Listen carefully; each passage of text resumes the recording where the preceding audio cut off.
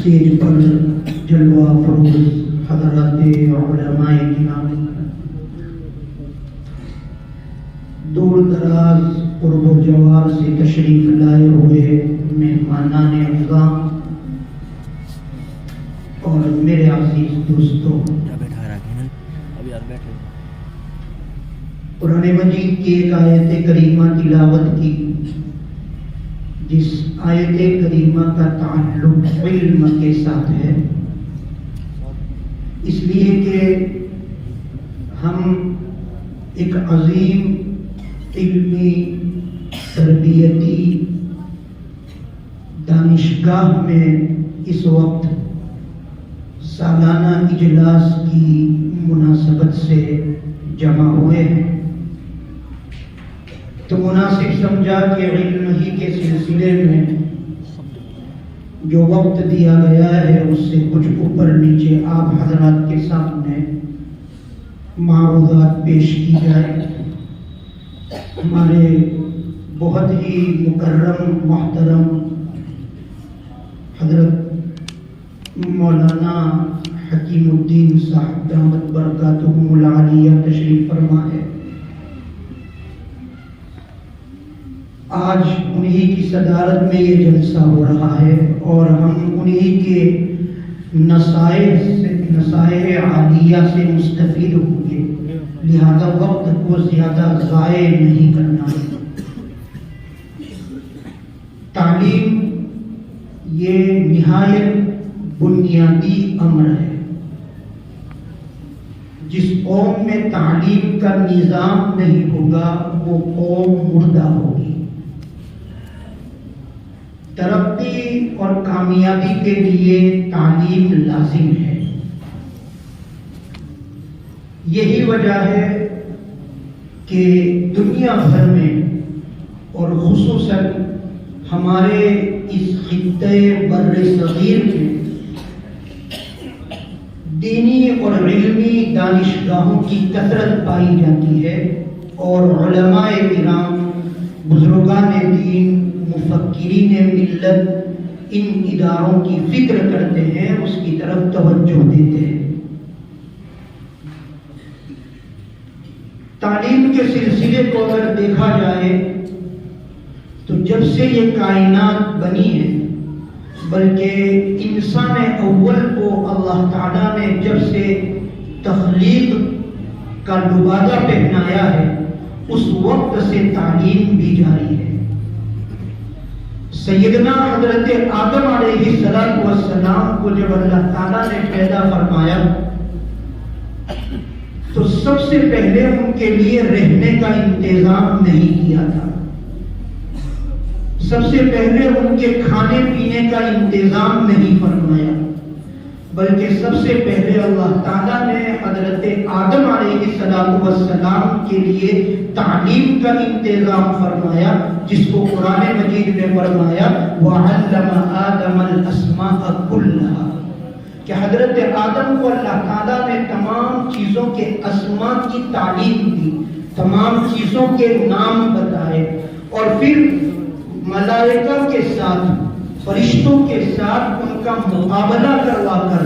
امتحان لیا گیا، مسابقہ کروایا گیا، اور اس میں حضرت آدم علیہ السلام فرشتوں کے مقابلے میں کامیاب ہوئے، تو انعام کے طور پر اللہ تعالیٰ نے خلافت کا تاج حضرت آدم علیہ السلام کے سر پر رکھا۔ اور اللہ تعالیٰ نے صرف حضرت آدم علیہ السلام کی تعلیم ہی کا انتظام نہیں کیا، تعلیم کے بعد پھر اللہ تبارک و تعالیٰ نے فرمایا اسکن انت وزوجک الجنہ،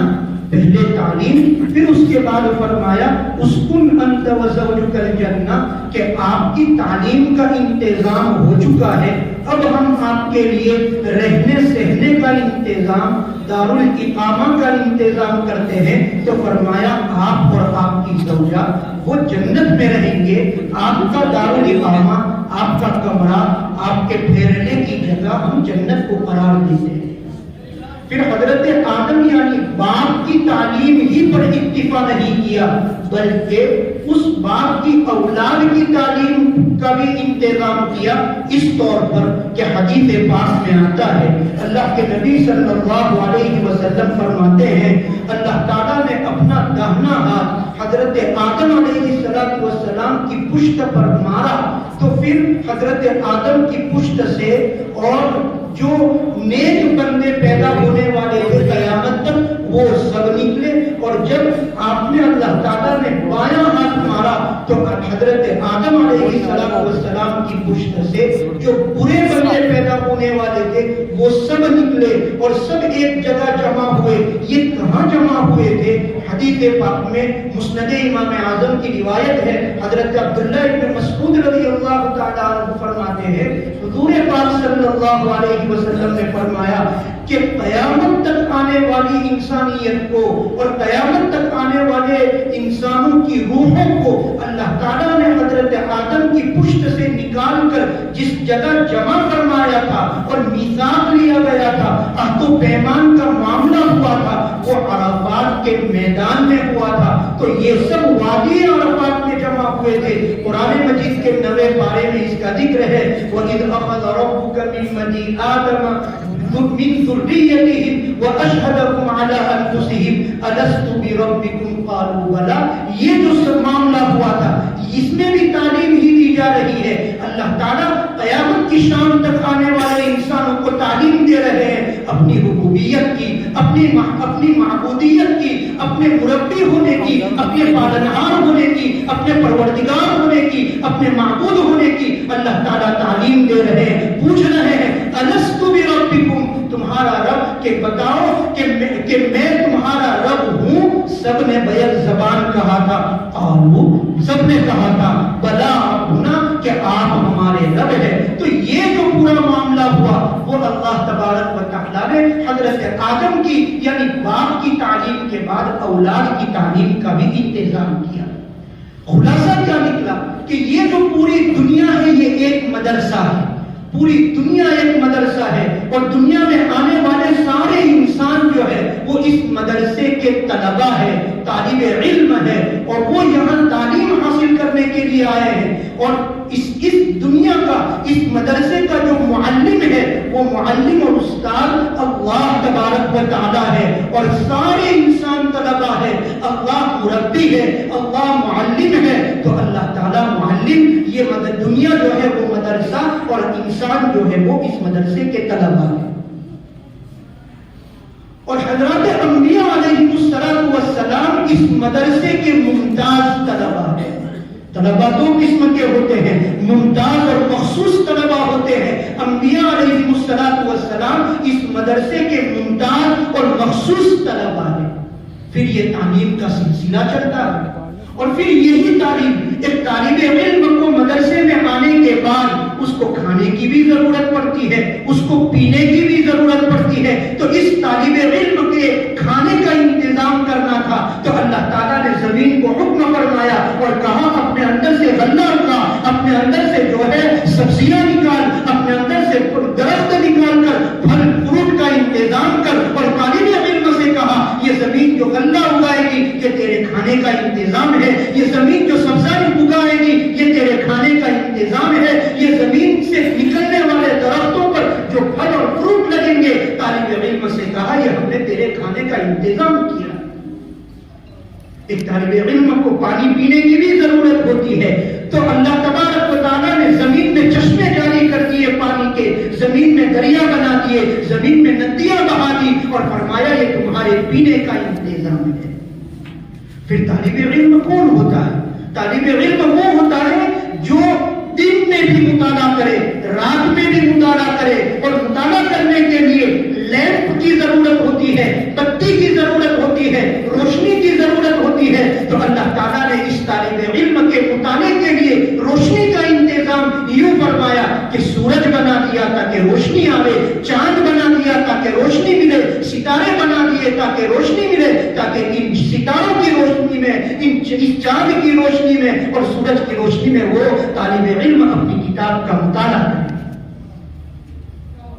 پھر یہ طالب علم جب اور آگے بڑھتا ہے، اس کی عمر کی جب تکمیل ہوتی ہے اور جب اس کا انتقال ہوتا ہے، یہاں انتقال سے انتقال اصطلاحی مراد ہے، لغوی معنی کے اعتبار سے انتقال مراد نہیں ہے۔ ایک انتقال تو آج ابھی آپ کا بھی ہونے والا ہے کہ آپ یہاں سے اپنے گھروں کی طرف منتقل ہونے والے ہیں، یہ انتقال لغوی ہے، لیکن ایک اصطلاحی انتقال ہے جس کو ہم موت کہتے ہیں۔ پھر اس طالب علم کی موت واقع ہوتی ہے اور وہ قبر میں جاتا ہے، وہاں بھی اس سے تعلیم ہی کے سلسلے میں سوال کیا جاتا ہے، اور سب سے پہلا سوال اس سے یہ ہوتا ہے من ربک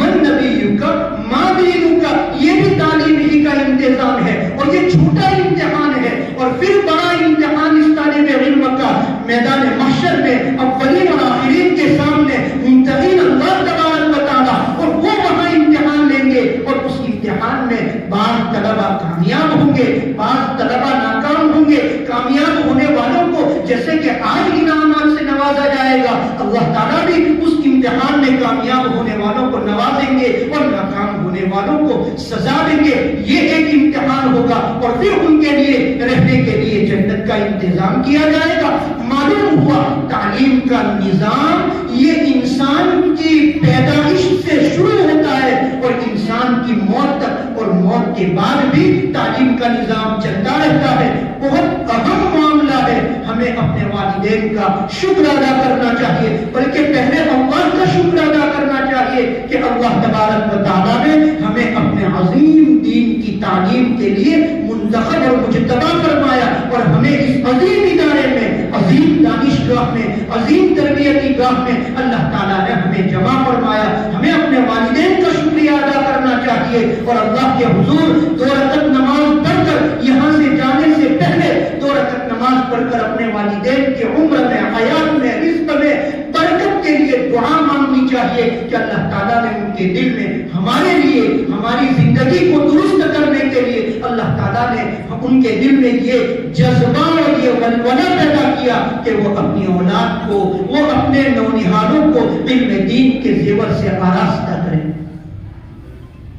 آج یہاں ایک جماعت وہ بھی ہے جو یہاں سے،